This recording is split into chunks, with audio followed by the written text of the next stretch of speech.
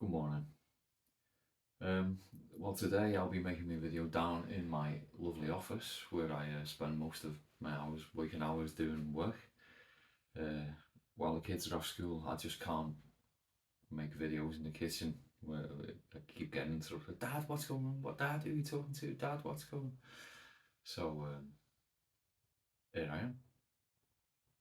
Actually, did try to make a video. Well, almost tried to make a video the other day doing a walk and talk, but I just don't have the equipment right now. The selfie stick and a grown man walking down the street, apart from it looking ridiculous. The mobile's just too far away, and I didn't have a camera. I didn't have a microphone. The thing that I thought would work as a microphone just didn't. So all you could hear was me walking down the road with loads of traffic going past and stuff. So that didn't work. So here I am. So today I wanted to talk a little bit about. There's been, as you know, I live in Spain, and there's been an issue recently where the government tried to ban Telegram, the the private messaging app.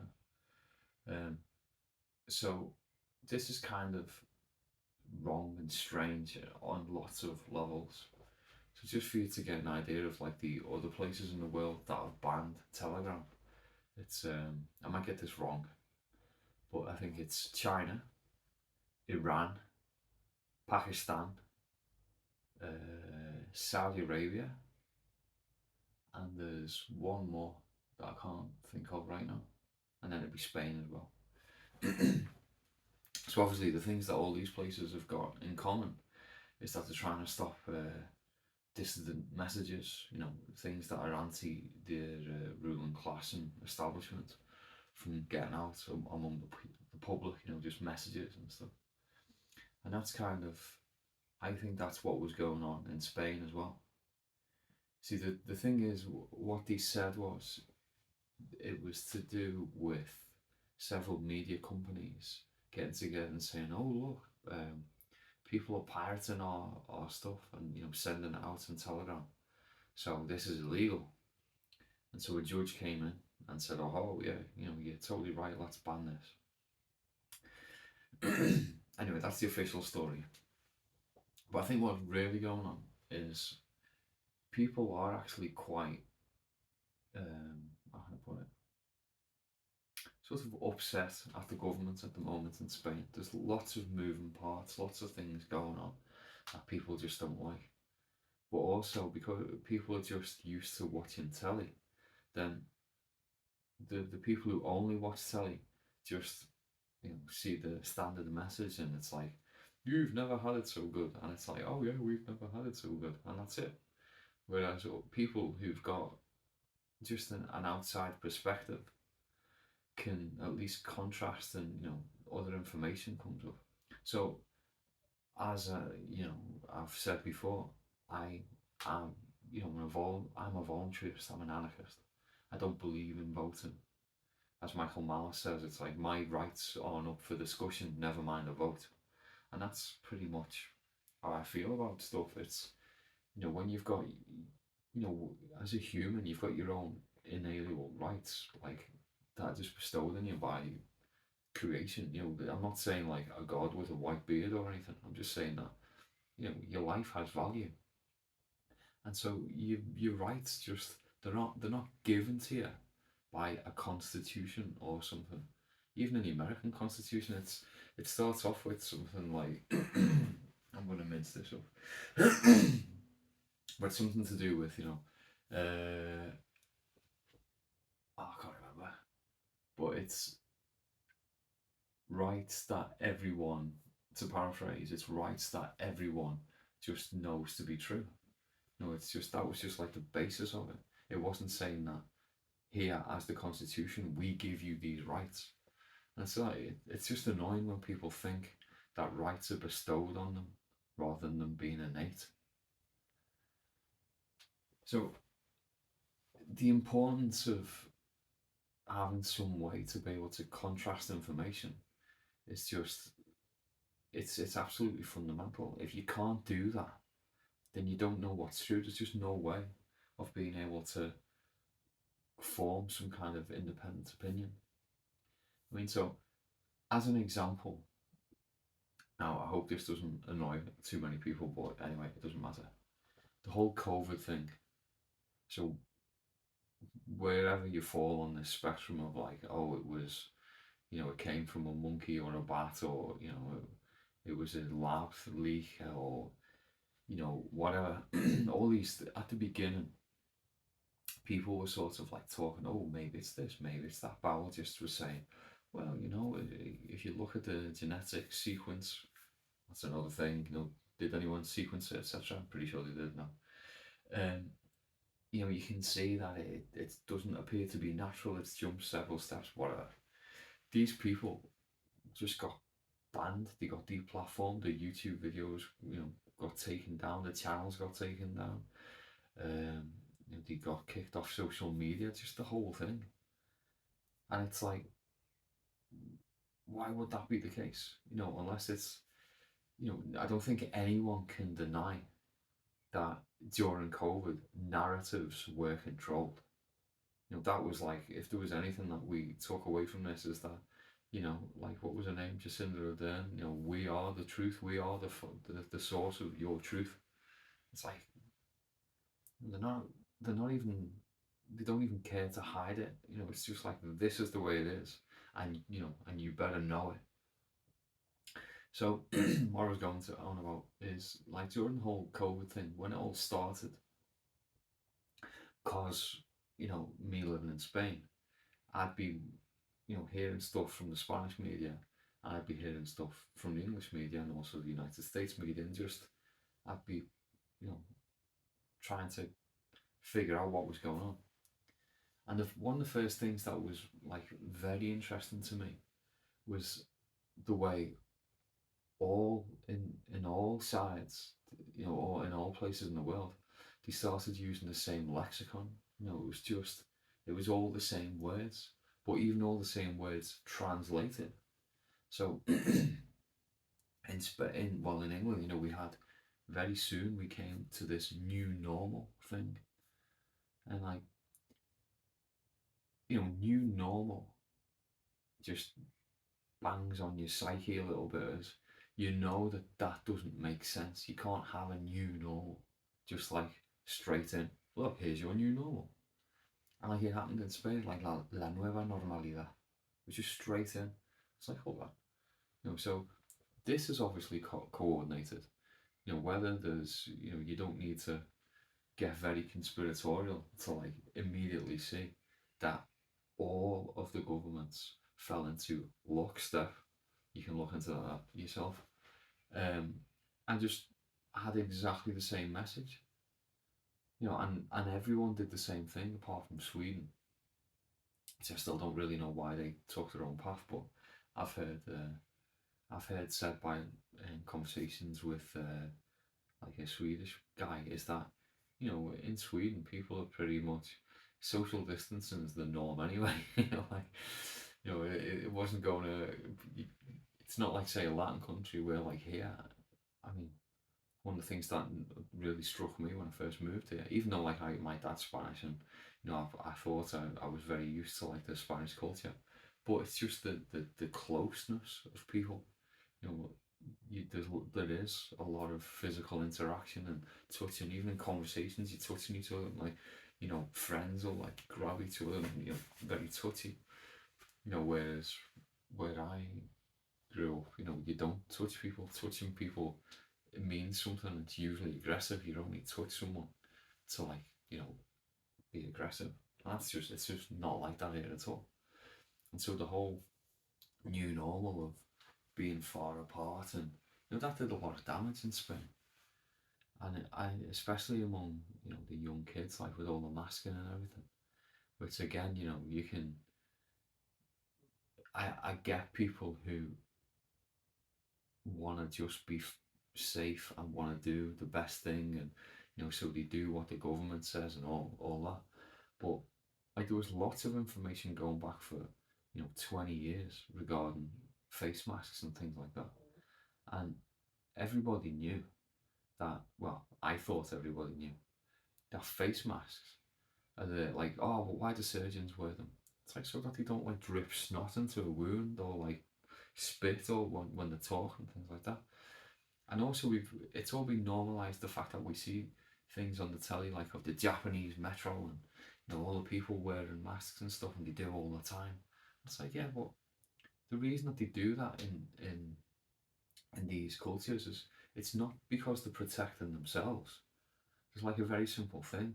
If someone's got a cold and you're in Japan, it's such a cultural faux pas to get out like a piece of cloth or paper, blow your nose, take out all that mucus from your nose right in front of everyone, hold it in your hand, and then put it in your pocket. That's just like the most disgusting thing ever in their culture. I don't know about ever. I've seen some anime films where like it would appear that the most disgusting thing ever is milk. But anyway, so that's why they were. What would you do if you're going to go out in public with a cold and you're not allowed to blow your nose or wipe your snot away or anything like that? Then you're going to be there with a face mask on. So that's just like a complete. That sort of got embedded in the Western psyche as something that people should really do, because Japanese people are dead clever. So we should be like them, and we should wear masks as well, just when we're going out. And it wasn't for that reason at all. And people have known it's been studied for a long time that face masks have a certain purpose and function, but what it isn't is stopping viral spread. I mean, this is just common sense. It's the whole thing about talking about your fence, if you've got a chain link fence or whatever, and you try and you throw ball bearings through it. That's the virus. That's the mask. It's all these kind of examples do make sense when you think about the sizes of stuff and just how's it going to get through. Apart from the simple fact that even if you were to put a piece of plastic just over your mouth where nothing can get in and nothing gets through it, if you can breathe, then obviously the air is going around, isn't it? It's not like you're not breathing.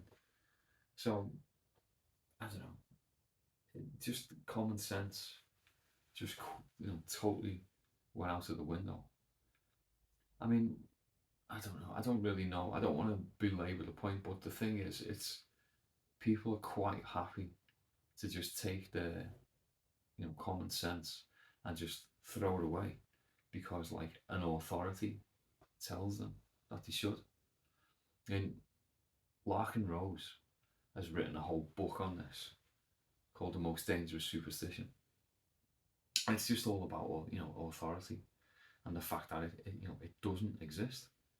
And this is kind of it, when we use the alright, so it's like, what do you mean an authority doesn't exist? And it's like, we're so used to seeing people who can just like boss people around depending on what they're wearing.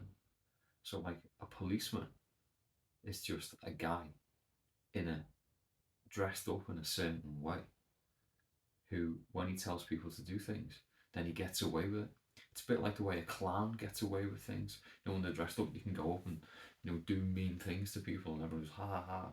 Whereas if like he wasn't dressed up as a clown and he came along and like pinched your nose or poked your eye, you just hit him. A bit like the way for people from the UK have ever heard of Rod Hull. He used to walk around with an emu. This was his like Rod Hull and emu.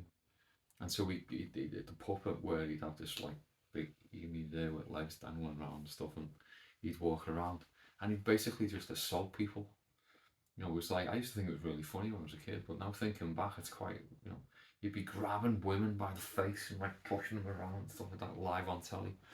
And everyone's like in hysterics, ha ha ha, it's so funny, like you're not doing it to me. And anyway, that's an aside, but authority is basically saying that certain people have more rights than other people do.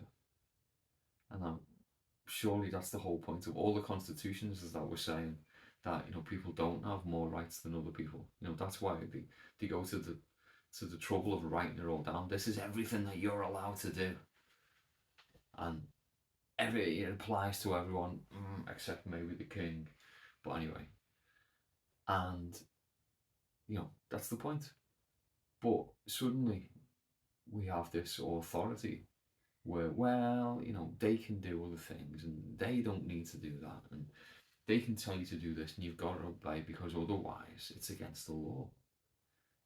And the whole thing comes from, as like is nicely explained in his book, the thing is that people say that, well, we are delegating our rights to another figure, and that way they can use that to protect everyone.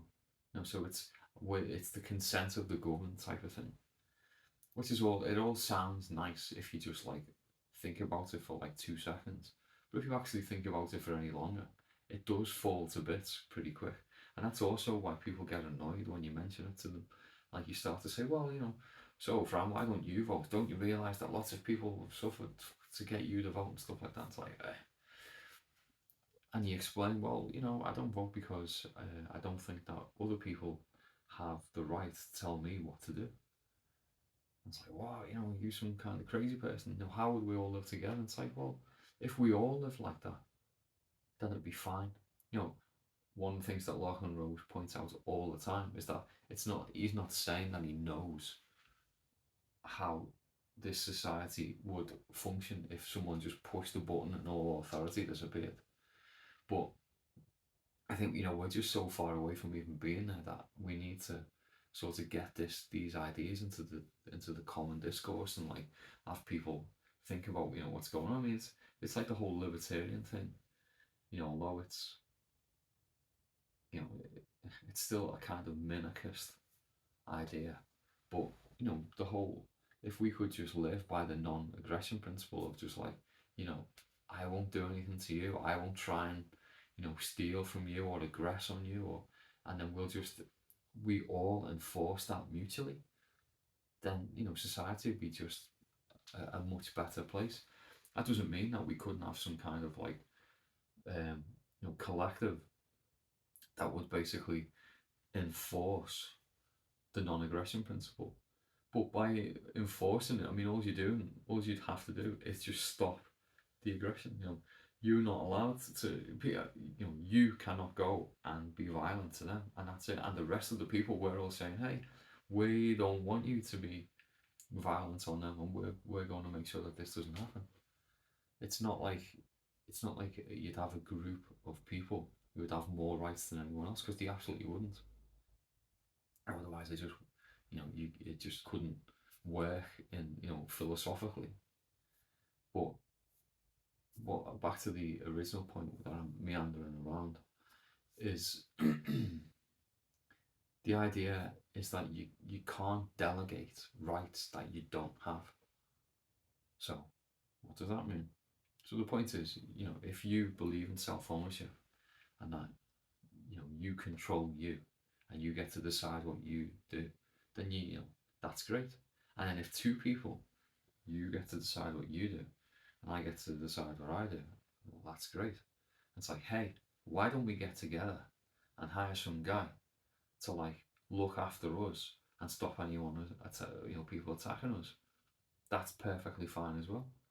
So as long as this like private security guy doesn't go around like, doing bad things like pushing people out the way. Hey, I'm with these guys. You've got to get out the way. That'd just be nonsense. So that's fine. But what you can't do is these two guys who've got together, and then they say to a third, "Hey, we'll protect you, but you need to give us some money to protect you."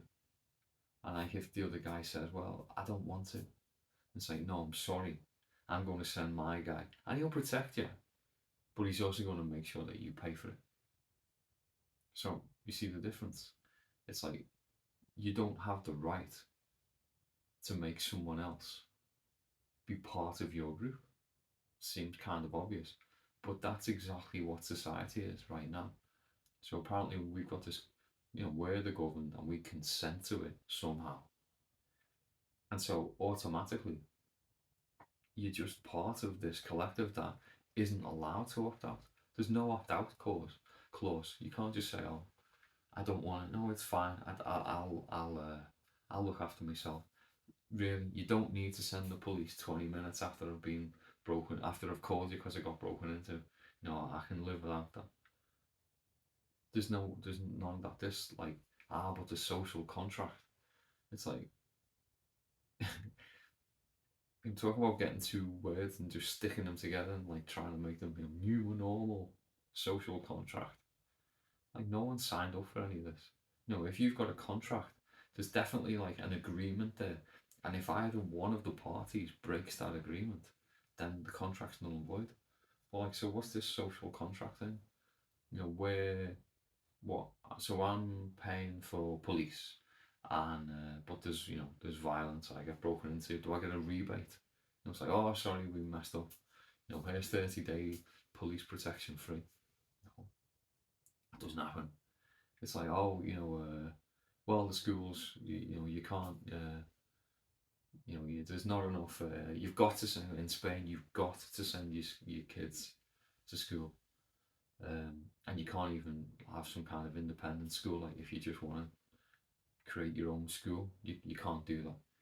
There's so many hoops and things that need to be jumped through that it's not feasible. You can't homeschool, for instance. So, you can't. There's no concept of, well, this school. Well, we all know that this school is better than that school. There's league tables, and people will generally agree that some schools are better than others. So do you get money back if you have to send your kids to a shitty school, or one that's just not good? Do you not?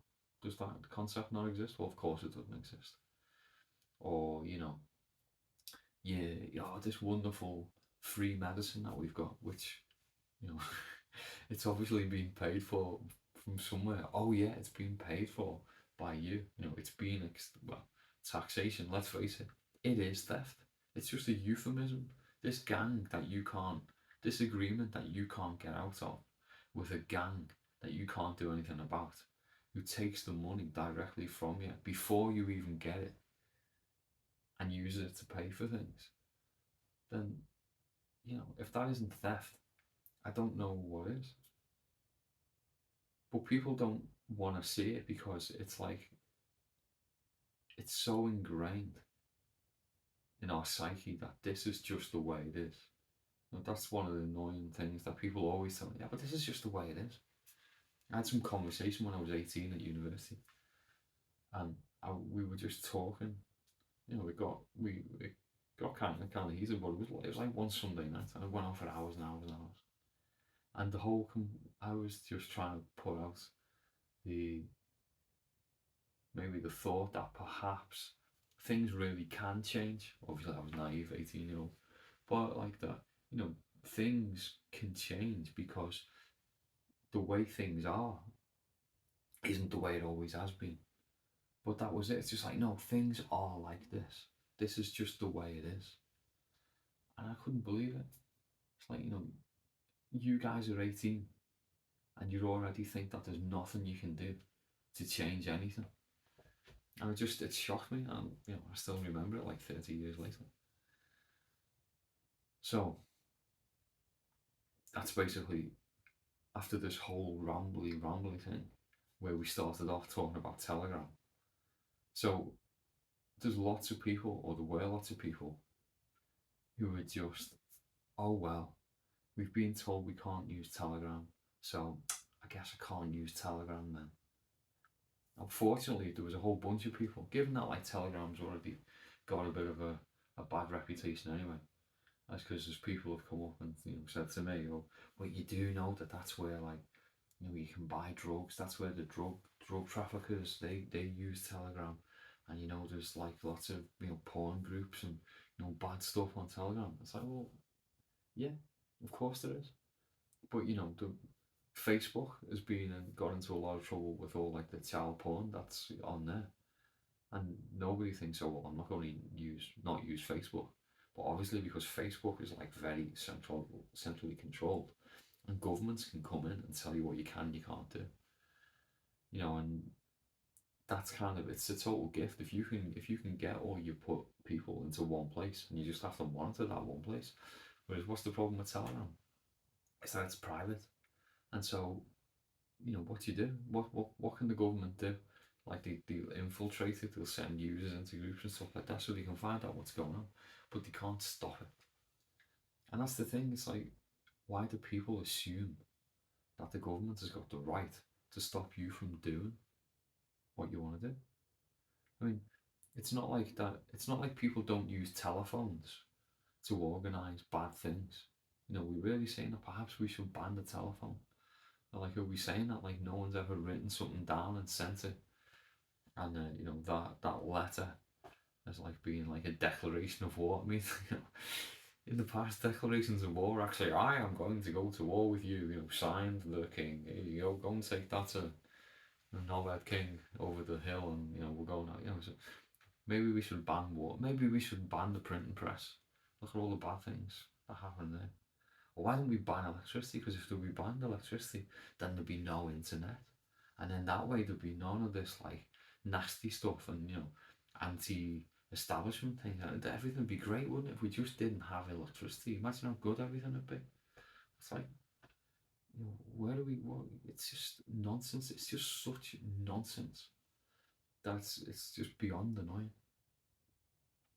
So, eventually, to just round this off, it turns out that Telegram isn't going to get banned in Spain. So there's a number of reasons for this.